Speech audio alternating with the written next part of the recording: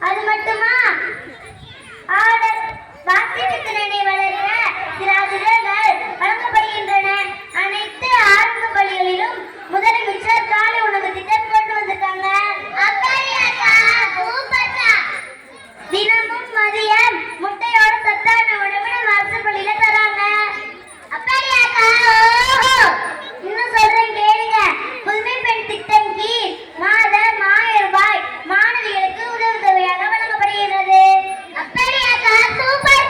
தமிழ் புதல் திட்டம் அரசு பள்ளி மாணவர்களுக்கு மதியம் 1000 ரூபாய் தர்றாங்க. நீங்க எங்க டியூஷன் போவீங்க? நீங்க மாசம் 1000 ரூபாய் கொடுத்து டியூஷன் போகிறதுக்கு நம்ம இல்லம் தேடி கல்வியிலே போய் படிங்க. படிக்க வைக்கிறோம்க்கா. அங்க காசுலாம் தேவையில்ல, இலவசமாவே படிக்கலாம். அக்கா அப்ப படிக்க வைக்கிறோம்க்கா. உங்க வீட்டுல எவ்வளவு பெரிய டிவி இருக்கு? அதே மாதிரி நம்ம அரசு பள்ளியில 4 மடங்கு பெரிய டிவி ஸ்மார்ட் டிவி மூலமாக கற்பிக்கிறாங்க. கணினி மூலமா கூட கற்பிக்கிறாங்க. இதெல்லாம் உங்களுக்கு தெரியாதா? தெரியாத போச்சேக்கா. நீங்க அரசு பள்ளியில வந்து படிங்க.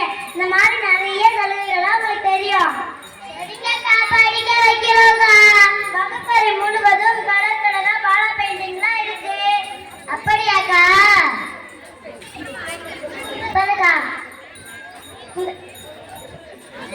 சொல்லுக்கா.